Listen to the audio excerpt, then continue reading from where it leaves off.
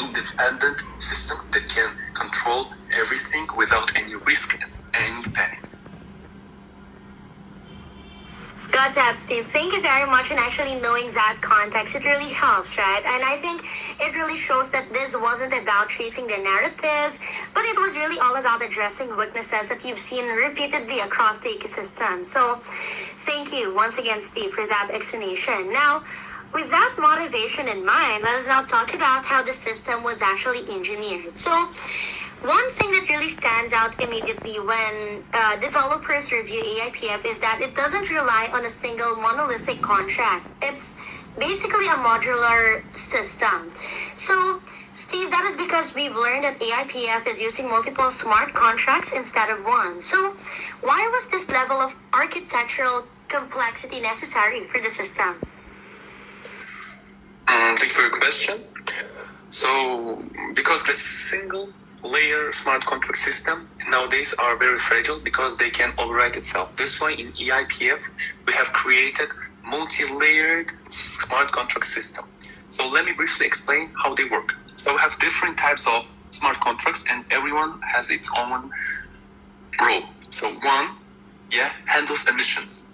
Other handles liquidity stabilization. Another one handles fee collection. Other one enforces supply caps, and the last one predicts long-term sustainability.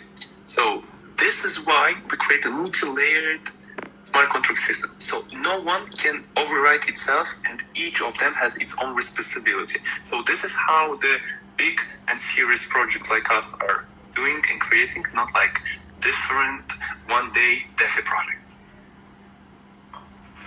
Wonderful. Got that, Steve. And I think that explanation makes it very clear that the complexity wasn't accidental, but it was really intentional by design, and it is tied directly to resilience and scalability. So that is very wonderful to hear. Thank you, Steve, for that. Now, another thing is basically one design choice that has generated a lot of discussion is about the ownership renunciation. Actually, this is a very popular question coming from many, and I know many projects, they keep upgrade keys or admin access just in case, right? They do it just in case. But I think AIPF is choosing a very different route, and that is because all core contracts are ownership renounced, just like you emphasized earlier. No one has control to it ever, right? So, Steve, why did you guys decide to make that decision? So the main step to create it was because it's irreversible, and this is the main point. So once ownership is renounced, so no upgrades, no emergency switches, no admin privileges, and no hidden control. Even I myself cannot change the system. So as a developer, you only do this when you're confident with your project, with your design and core system of smart contracts. So most projects avoid it because it has its own risk and own issues. We embrace it because power is the risk. Wow, that's very amazing to hear. Thank you, Steve. That's a really powerful design statement. And I think this is one that really prioritizes the long-term trust over the short-term flexibility. So that is very good for us to hear. Now, let us shift into something that many projects actually talk about, but the very few can actually implement it properly, which is artificial intelligence, or what we call AI. So, actually, since the emergence of the AI technology, AI powered has become a buzzword in crypto, right? But it is often vague or off-chain. And I know, Steve, from the introduction you gave us, AIPF is claiming a real AI integration. So, Steve, how does AIPF actually use AI in practice, not in theory? So, most of you, of course, we're going to have this question because nowadays, AI, everything is with AI. But in our project, AI is not a marketing term or some one word that we're going to say, we have AI, but in the background there is nothing. No. In our project, AI is not marketing term. It's a decision layer.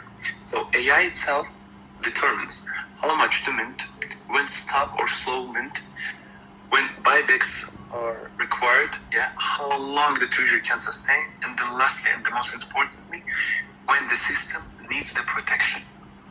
So these decisions are deterministic and independent. So no human panic, no human control, only AI, which is written on rule-based, and we're gonna do it independently. So AI here is a predictive engine, not like a black box. AI is really implemented. It's actually integrated within the system. So thank you for that. So now, Steve, up next, let's talk about what happens when the markets don't behave nicely, which is actually very inevitable, right? I mean, every system that there is all around the space, it looks good in normal conditions, but we know that the real test is it can happen in extreme volatility, right? We never know what happens. So, Steve, in regards to this, how does AIPF protect itself during, let's say, black swan or extreme market events? So, thank you one more time. And let me explain two main protection that we implemented. The first one is during the market, and the second one during the hacker attacks on the platform itself or other one. So let me start with the market. We created a core design. We created a dynamic mint caps, liquidity cushions and balls, visual longevity forecasting, and automatic mint freezes. So when abnormal conditions are occurring on the market, the system tightens itself in order not to do some decisions that can lead to the bad market decisions. So that's why the AI analyzes everything and every time, so it can stop and tight the system itself. And other one, during the hacker attacks. Most of the projects can be attacked, the user's account can be attacked, or etc. So here, AI is also generated. So how it generated and how does it work? Let me explain briefly.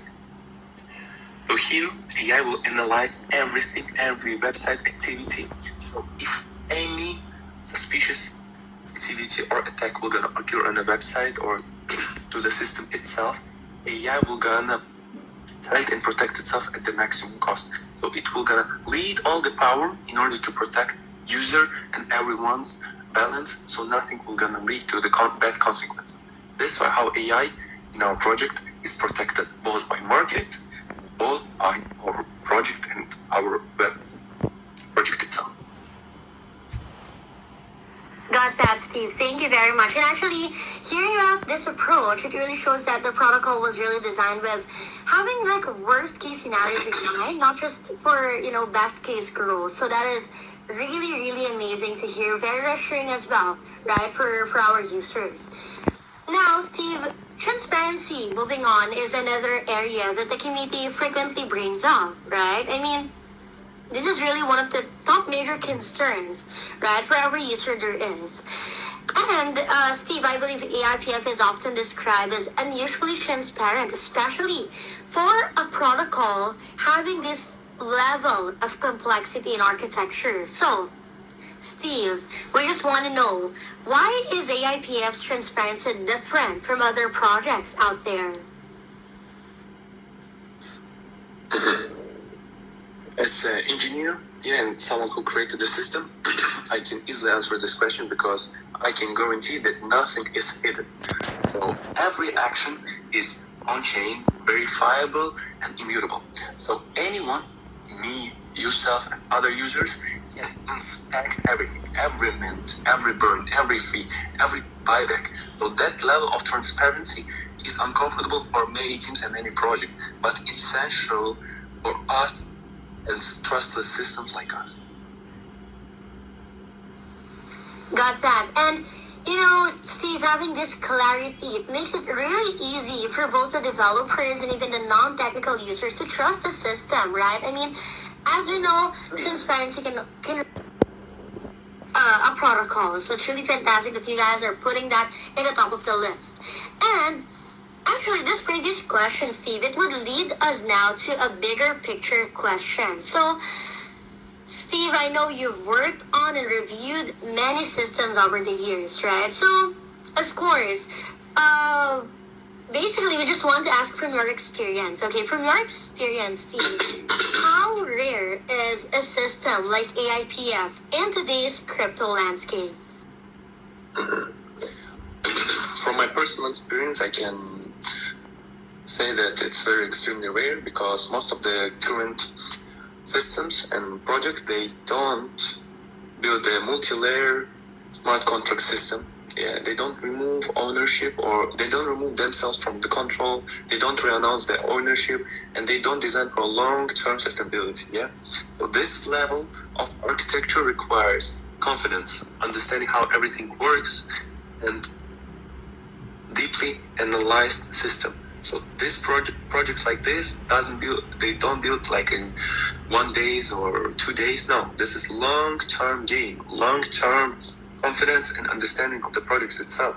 So this is why you don't see many projects like this.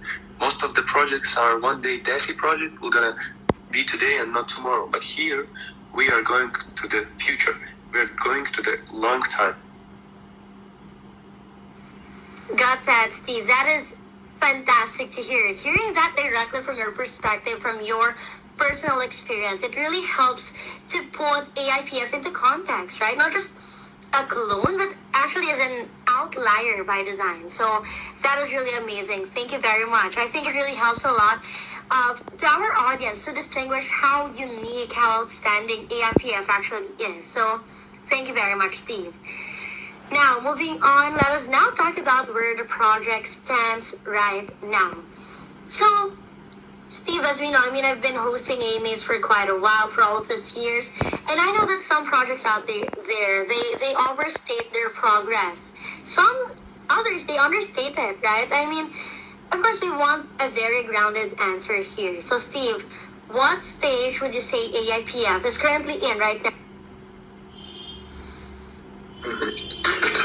So from a technical lifecycle standpoint, this is very early because the foundation is complete, the system is live, the architecture is immutable. So what usually follows is discovery, adoption, and expansion. So, and this process takes time because users will gonna expand more in the system, try to work with it, this also takes the time. So here we're saying that everything takes a time. So the process of evolving and continuing, we're gonna take a time. But overall, from technical standpoint, it will be a little bit early. Got that. Thank you very much, Steve. And to be honest, it's a very, I can say it's very confident, but really a measured assessment. And I think it's really one that aligns with the protocol first philosophy that you've described as well. So thank you very much for clearing things out. And of course, I think this is a very great clarification, especially to the users who will be wanting to join the protocol right now, right, as they discovered AIPF on this AMA. Thank you once again, Steve, for all of those questions. Now, to close things out, since I don't think I've got more question to you, let us give the floor and microphone back to you, okay? So, Steve, is there any final message for the community that you'd want to leave for them to take away? For the community members who are watching this AMA right now? Of course, thank you one more time for this technical AMA. And my last message for all of you will be say this. I will never announce ownership of something that I don't fully believe in. Yeah? AIPF isn't an experiment or 1 day DeFi project. It's a proof that finance can be autonomous, transparent, and resilient. So no human panic, no human control, nothing. Everything with AI, and the ownership is re-announced. So what you're seeing now is just only the small beginning. Yet that level of transparency is rare because it exposes everything. So here we are very transparent with you. You can see everything, every step, every layer, almost everything. And for other one, it will be a disaster to show them their mistake. But here we are very transparent with you, with the project itself. So even though we choose to show you everything, we still choose it because we believe in this project, since we don't showcasing you only the things that you cannot see by yourself. We're showing you everything. So we build the trust, the big time future. It's a long time in the future. I hope we're gonna be in touch together again. Thank you one more time for this technical AMM. और जो भी मैं